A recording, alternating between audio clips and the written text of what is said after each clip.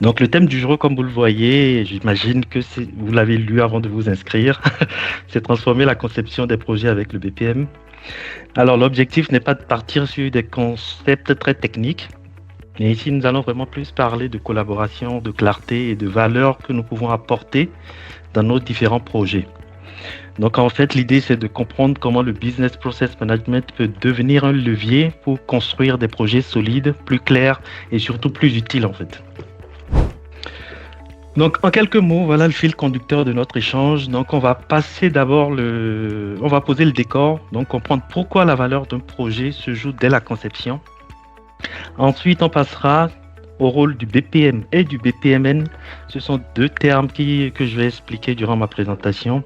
Et comment la modélisation aide à clarifier, aligner et transformer les besoins en exigences concrètes. Donc, on va parler de collaboration, de co-création avec les parties prenantes. Aujourd'hui, 70% des projets connaissent des écarts de coûts, de délais et de périmètre. Donc, quand on va parler de création de valeur dans un projet, on va penser souvent à la phase de livraison. Donc, à quel moment la solution voit le jour. Mais en réalité, ici, la valeur d'un projet va se jouer dès sa conception.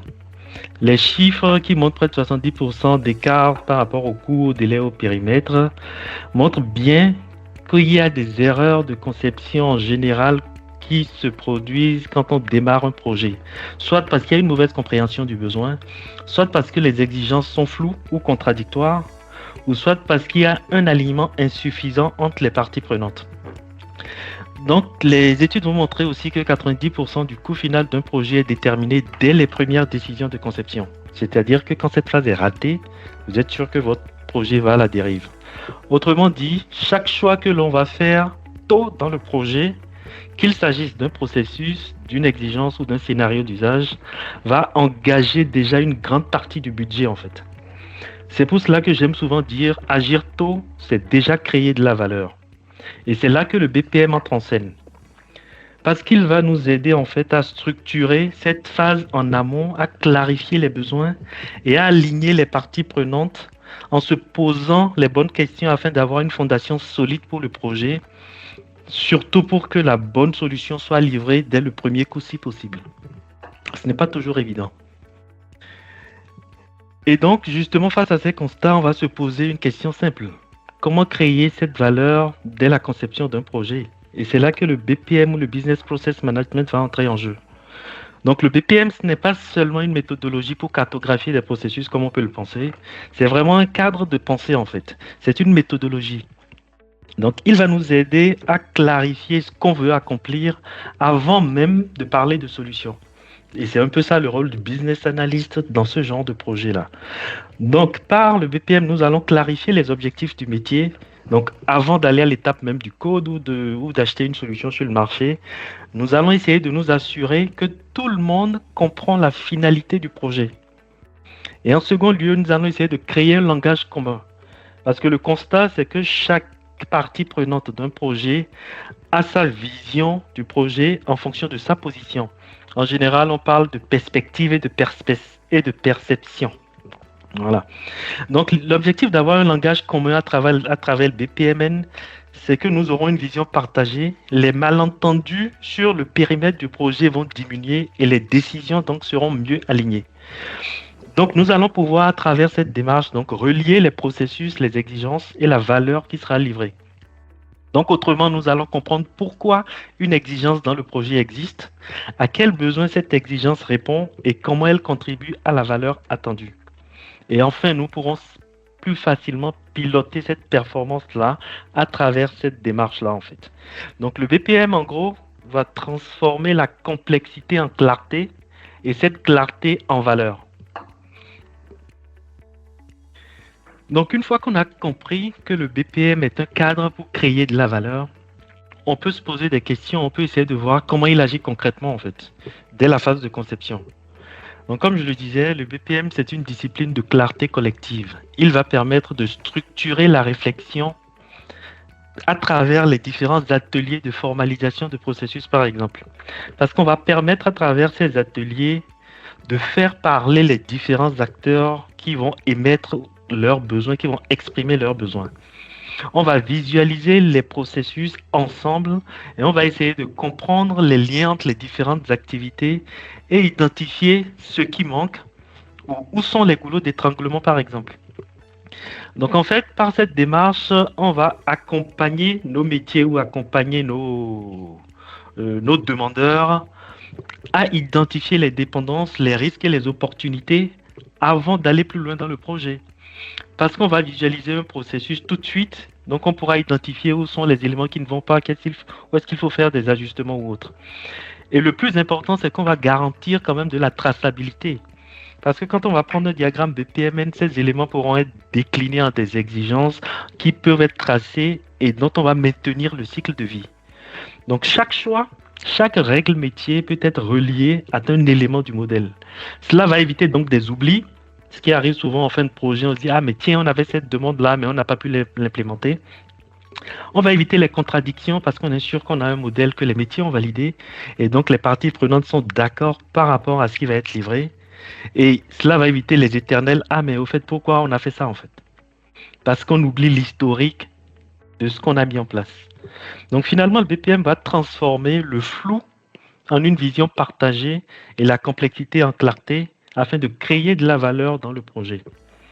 Et donc, si je me résume un peu par rapport à cette première partie, sans le BPM, on avance souvent avec une compréhension partielle. C'est-à-dire les objectifs en général restent flous ou plutôt sont très compliqués à clarifier. Et le cahier des charges se construit au fil de l'eau. Les décisions en général se prennent en silo, et ça je l'ai beaucoup connu. Tel département prend des décisions par rapport au projet, tel autre prend des décisions par rapport au projet. Mais avoir une vue globale partagée n'est pas toujours chose évidente. Et donc la réactivité arrive un peu tard. Avec une version formalisée de ces besoins-là à travers le BPMN, la donne change en fait. C'est-à-dire qu'on va partir d'une vision commune validée, partagée entre les métiers, les business analysts et la technique par exemple. Le cahier des charges va devenir un peu plus proactif parce qu'on va s'appuyer sur des modèles qui sont déjà très clairs pour la plupart des acteurs. Et donc la collaboration va s'améliorer. Parce que par exemple, pour un atelier de formalisation de processus, on va mettre autour de la table la plupart des acteurs qui sont impliqués. Donc on va fluidifier les échanges en fait. Le BPMN donc va rendre à travers la modélisation le projet un peu plus vivant parce que du coup en fin de projet on peut tester, on peut ajuster, on peut faire évoluer de façon continue ces différents processus là. Et là on va parler d'agilité en fait. Je parlerai un peu plus loin de ces différents concepts là. Donc en résumé, l'idée ici c'est de se dire que mettre en place cette démarche BPM, c'est investir du temps au bon moment pour en économiser beaucoup ensuite. Cette phase peut vraiment prendre du temps, mais quand elle est bien réalisée, on gagne beaucoup du temps sur la suite parce qu'on a déjà fait le maximum et les acteurs sont d'accord avec ce qu'on va livrer. Donc, et je pense que c'est ce que recherche tout chef de projet en fait, clarifier, anticiper et livrer de la valeur le plus tôt possible. Donc, nous sommes en train de parler du BPM, mais avant d'aller plus loin, décrivons un peu ce que c'est. Le BPM, c'est plus qu'un simple outil ou une cartographie de processus, comme je le disais dès le départ. C'est une approche globale et continue de gestion de la performance organisationnelle. Donc là, on parle vraiment organisationnel. Ce n'est pas un outil pour des développeurs, ce n'est pas un outil pour informaticiens. Même si j'ai un background d'informatique, aujourd'hui, moi, je suis plus sûr de l'organisationnel à travers cette démarche-là. Parce que la digitalisation, la transformation digitale, pour moi, c'est d'abord transformer la façon dont les gens travaillent, transformer l'organisation. Donc ici, on va rechercher comment l'organisation fonctionne réellement. Et surtout, comment elle crée de la valeur. Donc, on va le faire à travers 4 principales étapes. La première étape qui va être celle de comprendre. Nous allons comprendre les processus existants, en fait. Nous allons détecter comment les gens travaillent aujourd'hui et pourquoi ils émettent un besoin d'amélioration et pourquoi ils veulent mettre en place un certain type de projet. Donc, une fois que ce besoin est clair, nous allons passer par cette étape de cartographie des processus. Parce que les processus, ce sont ces éléments qui vont réellement décrire qu'est-ce qui est fait, comment il est fait, avec quel outil ces actions sont réalisées. Donc, une fois que la cartographie est mise en place, nous pouvons passer à l'étape d'optimisation. Parce qu'il ne sert à rien de digitaliser un processus qui a plein de défauts. On ne va faire qu'amplifier les défauts. Parce que l'objectif du digital, quand même, c'est de faire accélérer les traitements et tout le reste. Donc, la première chose, c'est de repenser son fonctionnement interne et de repenser ses processus. Et une fois que les processus optimisés sont mis en place, on peut penser maintenant au pilotage de ces processus-là, qui va nous faire passer par la phase de réalisation. Donc, on va digitaliser peut-être les processus en question. On va mettre des applications pour supporter ces processus. Et comme ça, on pourra livrer de la valeur. Donc, en gros, dans cette démarche, on a trois piliers fondamentaux qui sont la discipline, c'est-à-dire la rigueur de l'analyse et l'amélioration continue. Ensuite, nous avons les outils aussi, en fait. Nous devons nous faire accompagner, nous devons utiliser certains nombres d'outils pour réaliser cette démarche-là. Et il y en a pas de mal sur le marché qui permettent soit de modéliser en BPMN, soit de faire de l'optimisation de processus, même de la simulation de processus ou de l'exécution de processus. Et un dernier élément très important sur cette slide-là, c'est l'aspect culture. L'aspect culture est très importante parce que quand on va se lancer dans cette démarche, on va tout de suite se rendre compte que c'est une démarche qui pousse à la collaboration. Quand je dis pousser à la collaboration, c'est vraiment très important dans le sens où parfois on se retrouve sur des sujets où les acteurs ont tellement eu l'habitude de travailler en silo que le fait de les réunir même dans un atelier transforme parfois les ateliers en des séances de punching ball en fait. On en profite pour se jeter le tort, ah oui, à telle étape, c'est toi qui devais faire tel, mais oui, tu le fais mal, ainsi de suite. Et la position du facilitateur d'atelier dans ces séances de découverte de processus, c'est d'avoir cette approche un peu neutre pour pouvoir challenger et recueillir ces informations pendant ces échanges-là en fait. Ce n'est pas chose facile, mais c'est quand même très intéressant parce que ça nous permet, nous par exemple, en tant que business analyst, au travers de ces ateliers, de comprendre tout de suite, ah mais tiens, à cette étape du processus, il y a un problème, mais qui n'a pas été formalisé dès le départ. Ah mais tel émet une réticence parce que sur son activité aujourd'hui, il rencontre telle ou telle problématique. Et donc ça nous permet même de ressortir les non-dits. Et l'objectif donc final, c'est d'aligner le quotidien des opérations avec la stratégie de l'organisation quand on doit mettre en place un certain type de projet. Donc le BPM au final, en fait, ça va être l'art de relier la vision et l'exécution. Pour un chef de projet, donc ça change tout. Parce que cette approche va permettre de concevoir des projets en pensant processus et pas uniquement en pensant livrable. Voilà un peu ce que c'est que le BPM. Et le BPM, du coup, utilise un certain langage. Alors, il y a plusieurs langages de formalisation de processus qui existent, EPC et autres. Mais le BPMN aujourd'hui, ou Business Process Model and Notation, est ce langage-là qui permet de formaliser la plupart des cas de processus métier, même les plus complexes. Parce que dans sa norme, il contient plus de 103 éléments. Et c'est ce que nous allons voir maintenant. Donc l'objectif en fait de ce langage, ça va être de rendre l'invisible visible.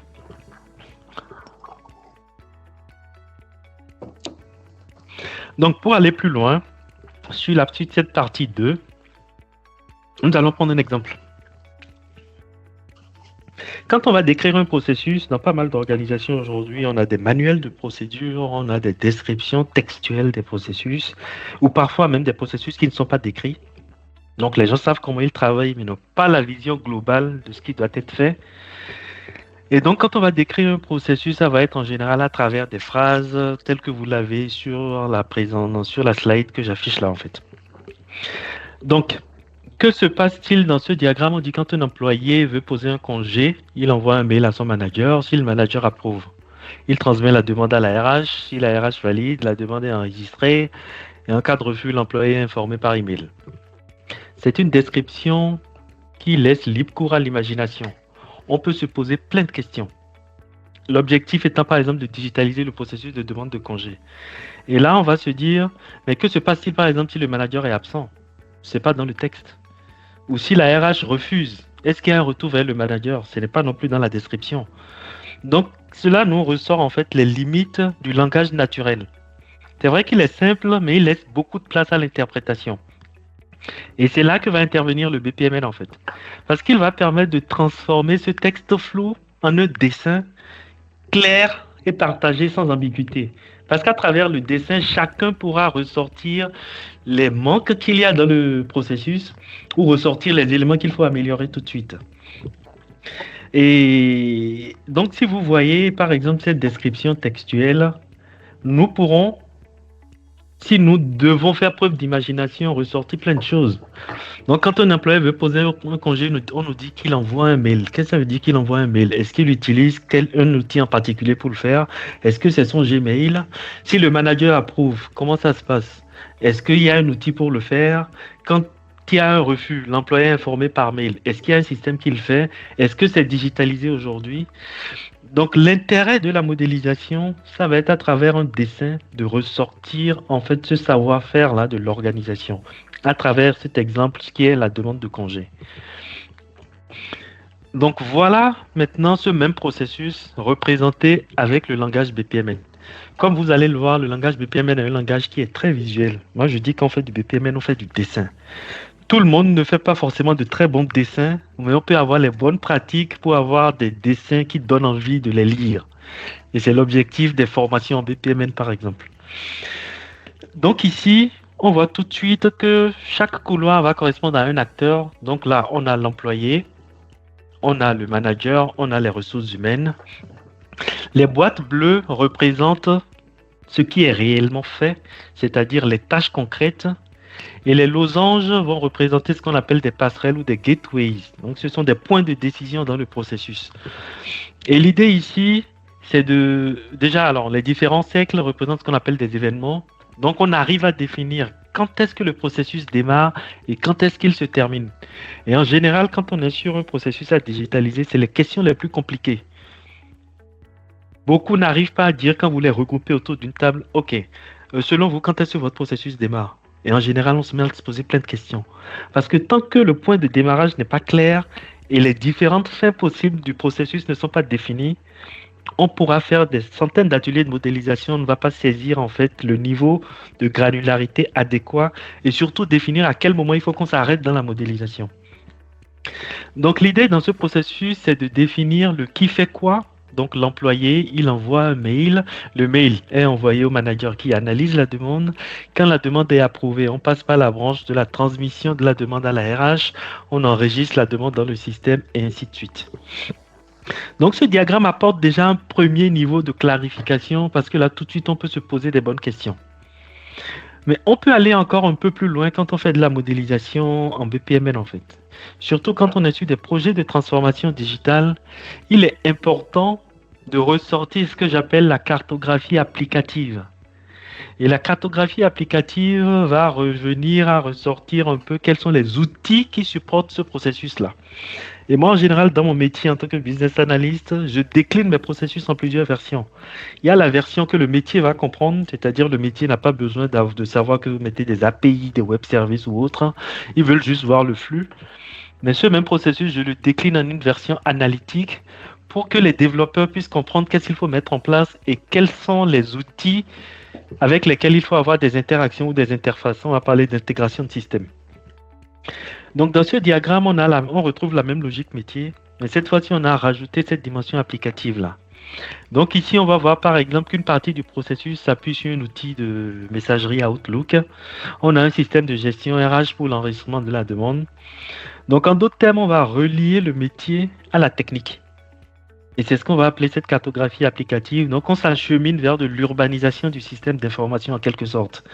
Et pour un chef de projet, c'est quand même essentiel parce que cela va permettre de comprendre où se situent les dépendances et quelles sont les interfaces peut-être à prévoir dans le cadre de la solution finale. Et aussi où se trouvent les risques. Moi, sur pas mal de projets, une fois que le processus est formalisé, quand il y a une équipe d'analyse de risques dans l'organisation, je leur remets les processus pour qu'ils me ressortent des risques. Parce que à travers les techniques de réponse à ces risques-là, en général, eux, ils préconisent tous les aspects digitaux. Ils vont vous dire par rapport à telle activité, oui, on perd du temps, si on le digitalisait, ça va permettre de gagner tel nombre de minutes, ainsi de suite. Et l'autre intérêt de cette modélisation, c'est qu'on peut ressortir aussi les indicateurs de performance.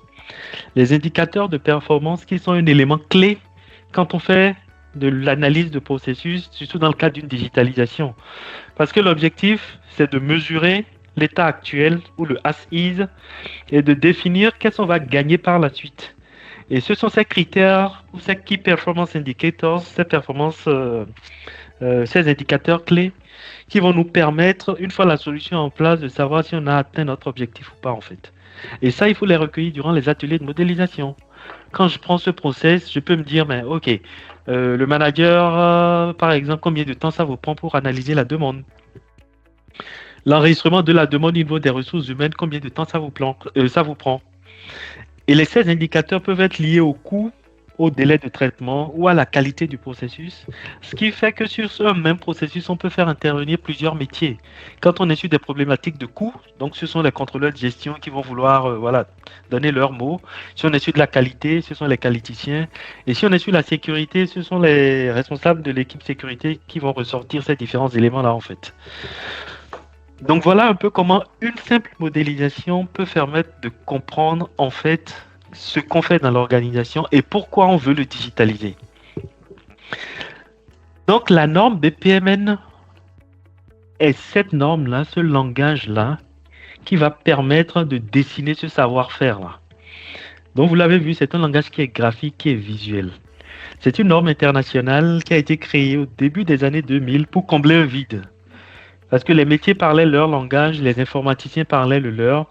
Et il fallait quand même trouver un moyen de faire parler ces deux équipes-là, en fait.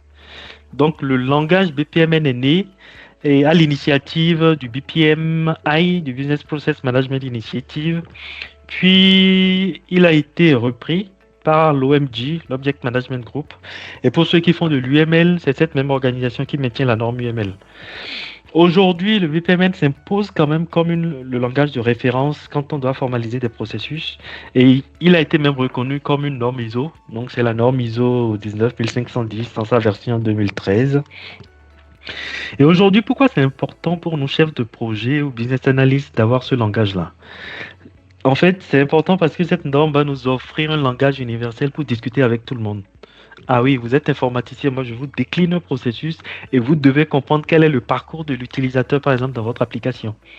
Le métier doit comprendre quel est le parcours de l'utilisateur qu'il souhaite dans leur application finale. Donc ça vous permet d'avoir un dessin que tout le monde peut regarder, peut visualiser et partager cette compréhension-là en fait. Et ce qui est important, si je reviens juste rapidement sur ce diagramme, vous voyez qu'on arrive à réunir plusieurs acteurs qui sont dans des rôles différents, mais autour d'un seul processus. Ce qui n'est pas toujours évident quand on veut collecter les informations en silo, en fait. Là, on a tout le monde qui s'assoit et on discute. Et chacun donne son point de vue. Et l'objectif n'est pas, je dis souvent, n'est pas d'avoir le consensus, mais c'est surtout d'avoir un consentement. C'est-à-dire, on ne veut pas... Enfin, chacun... En général, veut vouloir protéger ce qu'il fait. Ah non, moi, c'est comme ça. Ok, pas de souci. Mais est-ce que vous êtes d'accord pour que demain, nous fassions tous comme ça? C'est ça qu'il faut rechercher dans ces ateliers-là, en fait. Si vous voulez gagner peut-être 10 jours sur le temps de traitement d'une demande de congé, est-ce qu'on est tous d'accord qu'on peut améliorer telle ou telle étape de notre processus? C'est ça le consentement qu'il faut rechercher dans ces genres d'ateliers-là. Et donc, voilà un peu pour ce que c'est que le BPMN. Donc, c'est une norme ISO qui s'est imposée depuis quelques années, depuis 2011. Et si vous voyez le poster du BPMN, là, je ne vais pas l'afficher. On a 103 éléments quand même qui vont permettre de dessiner un processus. Et l'objectif n'est pas de tous les utiliser. Moi, je dis toujours qu'un diagramme BPMN, plus il est simple, mieux c'est parce que c'est un outil de communication. Et donc, pour résumer, dans cette approche-là, l'objectif, je reviens à l'objectif, nous sommes chefs de projet, on a une application à digitaliser, c'est comment nous partons de notre modèle BPMN vers notre cahier des charges. Donc, on a le métier qui va exprimer son besoin à travers des règles et des attentes. Et maintenant, ce qu'il faut faire, c'est de transcrire ce besoin-là dans un diagramme, et ça, c'est le business analyst qui va le faire à travers le BPMN. Et ce diagramme sera décliné pour les équipes de réalisation.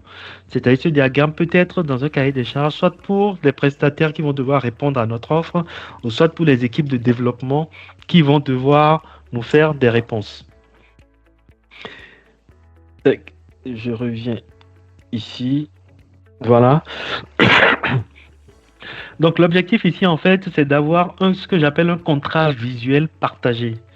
Donc, on va traduire la logique métier dans une séquence claire d'activités, de décisions et de flux grâce à cette modélisation-là. Donc, les interactions seront plus visibles du coup et les ambiguïtés vont disparaître parce qu'on a tous le schéma en face de nous, on pourra discuter. Et du côté IT, en fait, ce modèle va transformer ces besoins-là en des exigences fonctionnelles et techniques. On va déduire du coup les spécifications, les scénarios de test, on va préparer les automatisations éventuelles à mettre en place. Donc en gros, ce diagramme va permettre de faire circuler la compréhension tout au long du cycle de vie du besoin.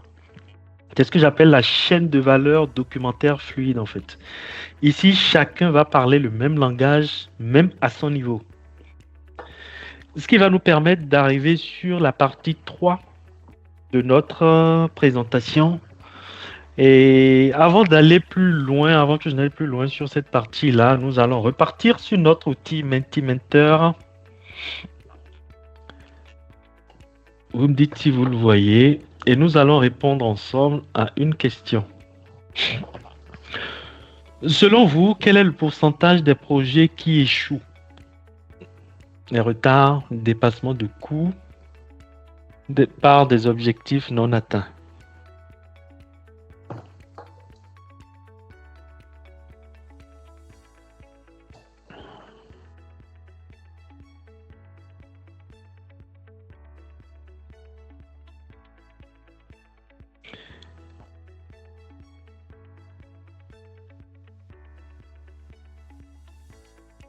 Alors, 70%, 90%.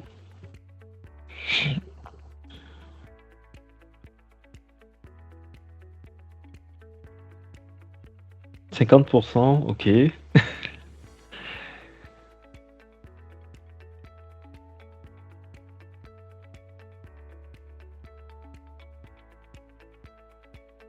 Ok.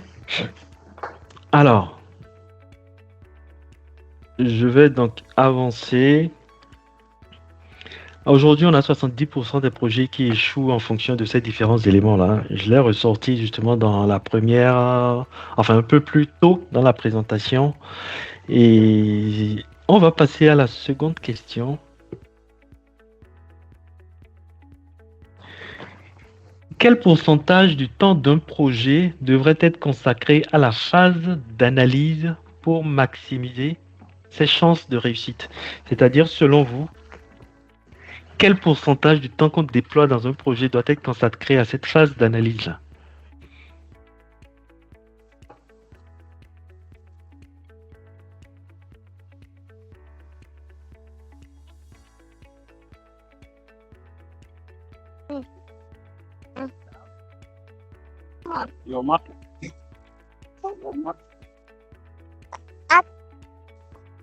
On n'a pas pu cette année. Hein.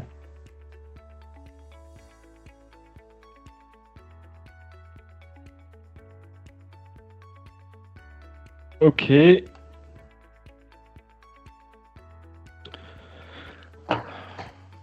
Alors, parfait. L'objectif, en fait, ici, c'est 35% du temps d'un projet est le temps qu'il faut consacrer à la phase d'analyse.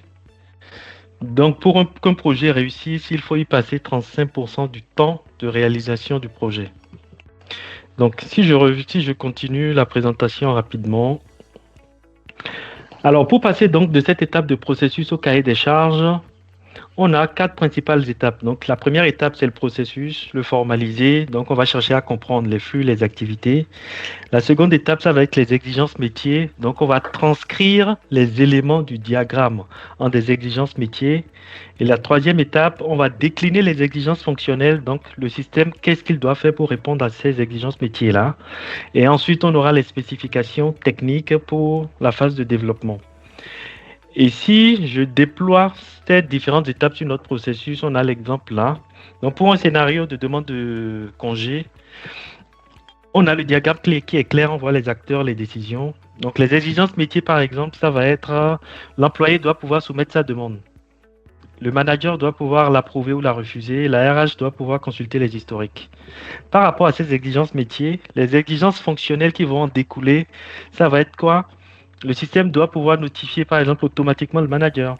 On doit pouvoir historiser les demandes. On doit pouvoir enregistrer la date et l'heure d'approbation. Et ces exigences fonctionnelles, à leur tour, peuvent être déclinées en des éléments plus techniques. Ça veut dire qu'il faut pouvoir gérer, par exemple, le statut de la demande. Quand un manager approuve, il faut qu'il y ait une variable qui dit que le statut est approuvé, ainsi de suite, en fait. Donc, voilà les différentes étapes qui nous permettent de partir de notre diagramme vers l'application, vers les spécifications finales que nous allons mettre dans notre cahier des charges. Et l'autre élément qui est intéressant, c'est qu'on va donc pouvoir passer sur une matrice de traçabilité des exigences et suivre leur cycle de vie. Donc chaque élément du BPMN et son exigence associée auront une vie. Parce que durant un projet, les éléments peuvent changer, les éléments peuvent évoluer. Et c'est ça l'objectif en fait quand on est dans un projet. Ne pas perdre de vue le diagramme initial et le faire vivre tout au long du projet, mais en retraçant les exigences associées à travers une matrice qu'on appelle la matrice de traçabilité des exigences. Donc voilà un peu comment on peut passer de notre diagramme BPMN à notre cahier des charges ou aux éléments de notre cahier des charges. Alors je vais passer rapidement sur ce slide et parler plutôt des différents outils. Donc différents outils nous permettent aujourd'hui de faire de la modélisation de processus. Différents outils vont nous permettre de gérer nos exigences. Là on peut avoir du Jira, du Trello ou autre. Et la matrice de traçabilité des besoins aussi. Et ce qu'il faut comprendre ici, c'est qu'il est très important d'impliquer les métiers dans la validation du modèle. Et c'est cet élément-là, c'est vraiment le plus important. Et tenir compte du fait qu'il va falloir mettre à jour le processus à chaque évolution du besoin. Donc le processus bien modélisé aujourd'hui, moi je me dis c'est un cahier des charges qui est déjà à moitié rédigé. Ce qui va nous amener progressivement vers la dernière partie de notre présentation où nous allons parler en fait des acteurs. Donc même si le BPMN aide à structurer les idées, il reste un outil qui est au service des personnes en fait. Donc un projet, c'est avant tout une conversation entre les métiers, les informaticiens ou les sponsors. Et cette conversation va commencer dès la phase de conception. Donc les parties prenantes vont être celles qui vont façonner le besoin. Et le BPM va jouer le rôle de langage commun pour faciliter cette conversation-là. Les sponsors, dans leur rôle, seront garants de la valeur apportée et les utilisateurs finaux qu'il ne faut pas oublier, ce sont eux qui vont faire vivre le processus au quotidien. Donc dans ce tableau, vous voyez un peu comment la cartographie des parties prenantes est quand même importante parce qu'elle va nous permettre de savoir même qui on invite dans nos ateliers de modélisation, de découverte de processus, à quel moment on doit faire appel à telle ou telle personne en fait. Donc un beau modèle BPMN ne va pas remplacer la communication, mais il va permettre plutôt de l'organiser. Et donc en termes de leviers de collaboration ou d'outils clés, nous en avons plusieurs. Ce sont les ateliers collaboratifs dont je vous parlais. Et il y a pas mal de techniques d'animation d'ateliers. Vous pouvez regarder dans la littérature les techniques d'Innovation Games qui permettent de ressortir l'information qu'on veut quand on a plusieurs acteurs autour de la table, à travers des jeux où les gens se projettent, des ateliers de design thinking ou autres. Donc ça, ce sont les techniques. Donc essayons d'appliquer maintenant tout ceci à travers un exemple. Donc on va prendre une étude de cas de la transformation d'un processus administratif. Donc c'est un processus où on a plein d'informations.